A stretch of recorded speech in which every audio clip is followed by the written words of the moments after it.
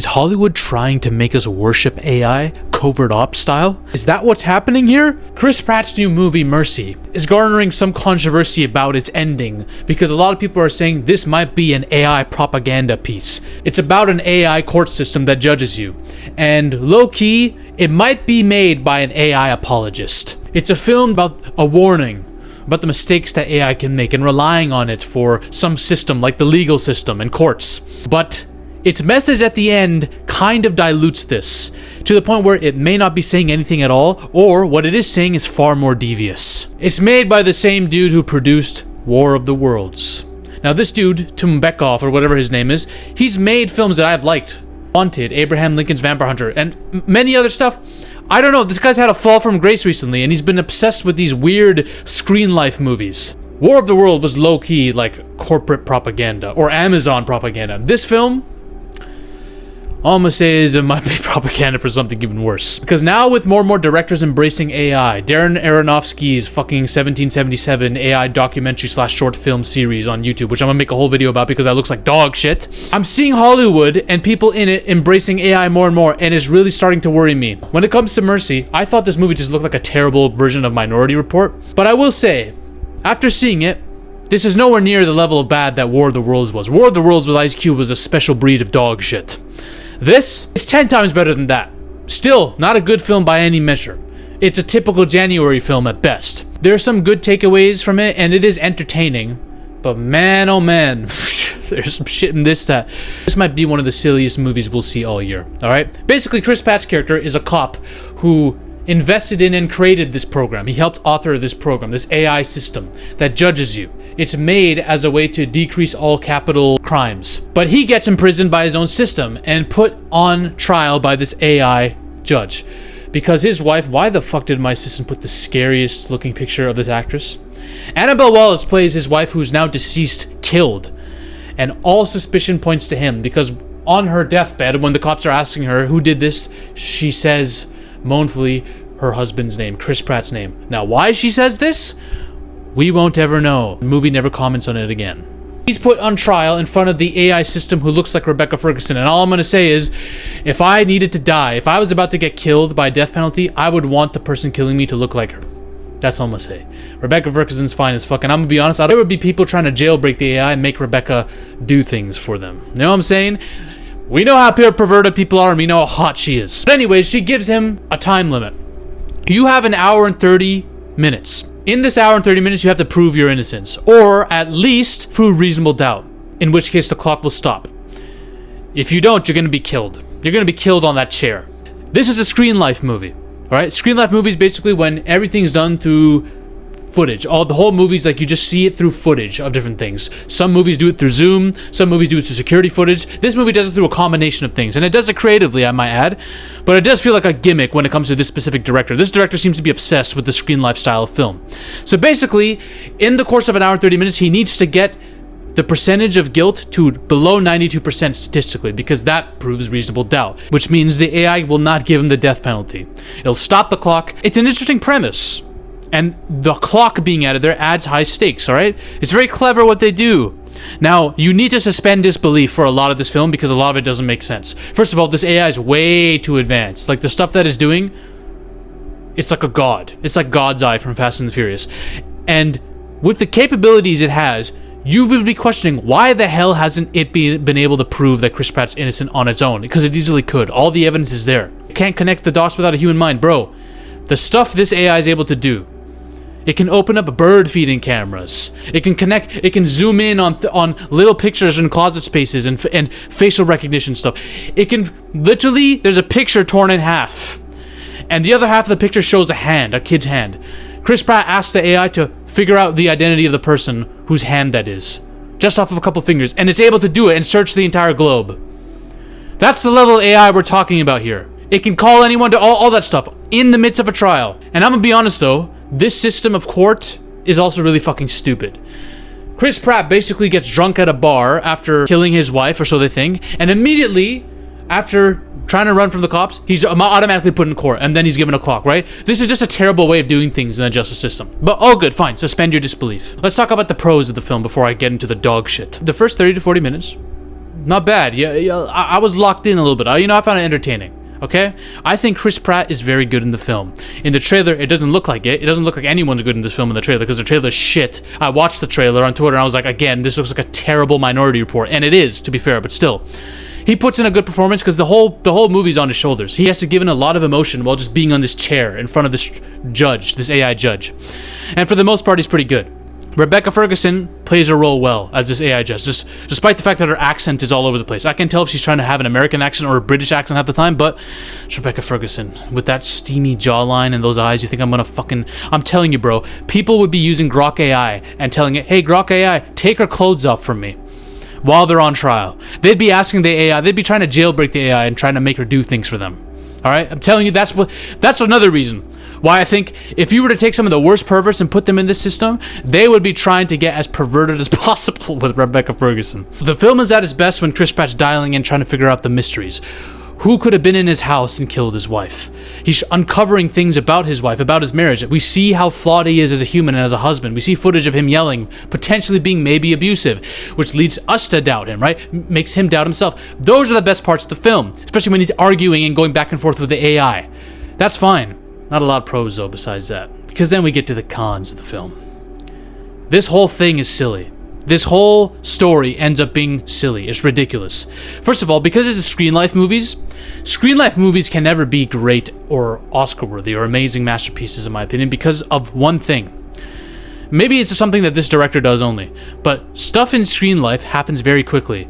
So when Chris Pratt needs someone to answer the phone, everyone answers the phone like this. When he's on the call with a detective who's taking him through the crime scene, all the clues are found like this. Oh, they need to find a hidden phone. Oh, it's found like this. Everything is done perfectly in the span of this clock.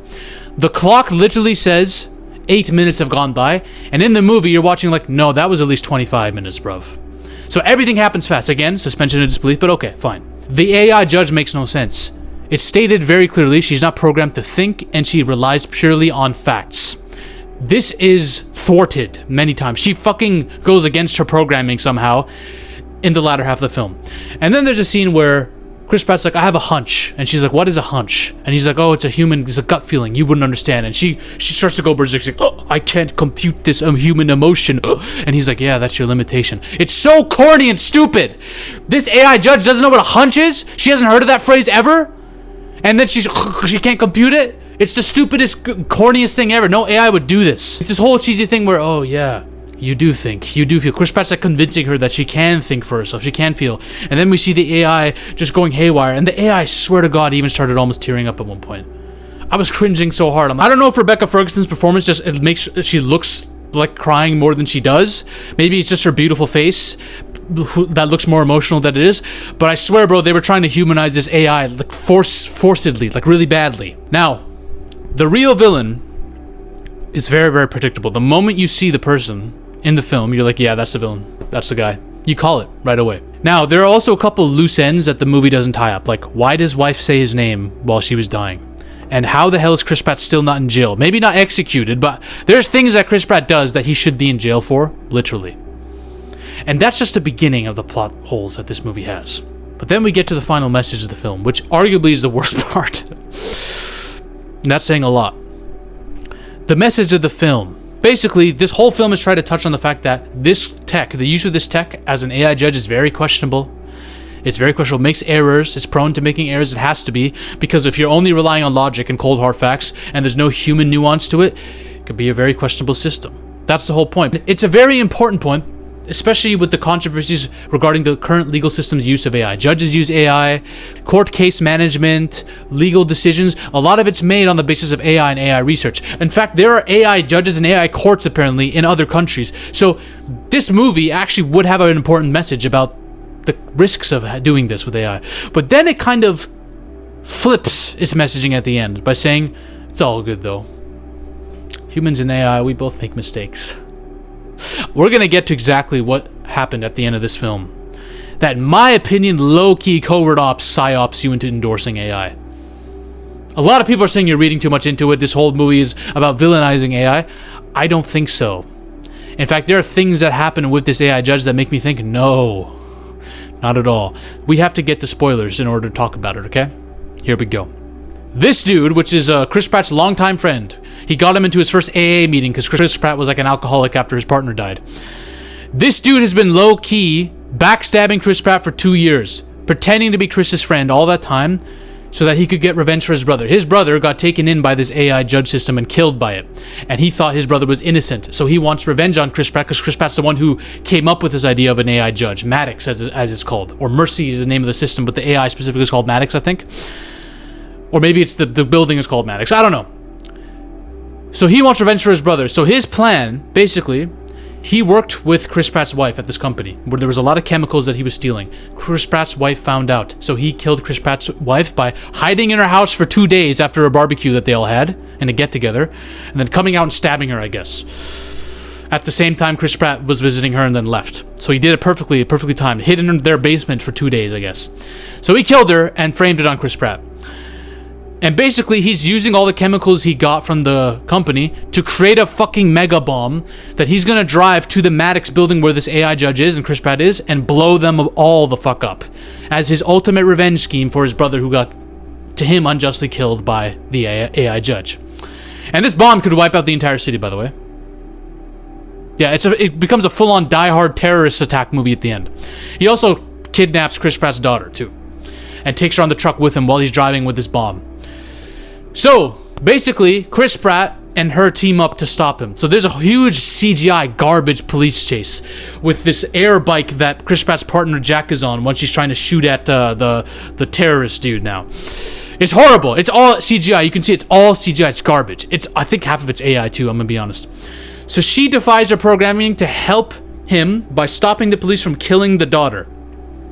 So she thinks for herself. She defies her program and thinks for herself. Again, if she's programmed to only look at facts and not think this is not possible, but okay, fine. She becomes kind of a sidekick to him. Then at the end, she and Chris Pratt come up with a plan where she's going to do a false court case for him. So while he has everyone on gunpoint, she's going to come onto a projector screen and say, hey, listen, if you think your brother's innocent, let's prove it in a court of law. Let's talk. And this dude who's been hell-bent on blowing everything up decides, okay. And then he starts giving out all his arguments for why his brother was innocent, even though he's pretty much has a dead man switch and has doomed this in place to it being destroyed. So he stops and starts having a discussion with this AI, which gets him more riled up and angry. Then Chris Pratt and him have a fight where he disarms the guy.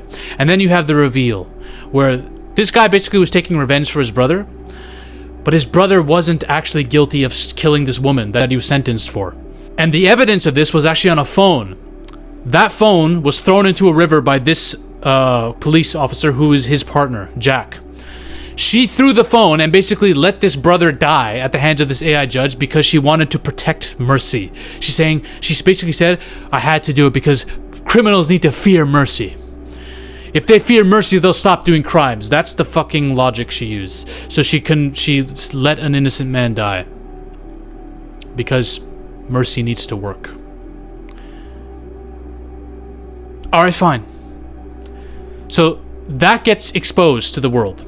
So Mercy has been proven wrong because Mercy let an innocent man die. So now Mercy itself, the whole system has been exposed as flawed and a system that can make mistakes even though it was built to not do that because it only is programmed for logic and facts. It's not programmed to think and have emotions. So, one, the cops are corrupt, but we've known this, alright? This is a theme in the movie that cops are all corrupt. Chris Pratt's corrupt. He's a flawed dude. And Mercy's been proven wrong. So Chris Pratt and her have this moment where Mercy's like, what have we done? She says that to Christian. That's actually a line in the film, bro. I can't believe this film exists. She says, what have we done? As in, like, what have we uncovered here? What have we potentially exposed about the legal system? And Chris Pratt's like, oh, well, humans as cops make mistakes. You make mistakes. That's just how it is. It's all good. It's literally a line basically indicating that we're the same. We can't blame each other. AI can only be blamed as much as humans. Humans were flawed. AI, you're flawed. How can we expect you not to be flawed? That's just how it is. And then she says, yes, we do make mistakes. And then she, in a self-sacrifice, logs out or something, or disappears. And Chris Pratt's like, Maddox, where'd you go? It's like he's talking to a puppy or something, or this is like AI has been made into this anti-hero who saves you and then leaves out of martyrdom because he knows he's wrong or some bullshit. Guys, this line is really stupid. We all make mistakes, so I can't blame you, AI. Y'all need to realize the reason Mercy, this AI, was created is so that it wouldn't make the same mistakes humans did. Judges falsely imprisoning people, sentencing problems, corruption, all this stuff. AI was meant to mitigate against these things. So for Chris to say this, it makes no fucking sense. Chris, you should off yourself if you think this, because you're the one who came up with this idea. Does this movie endorse AI? It all depends on where you're coming from and what you think about the interpretation of AI in this film.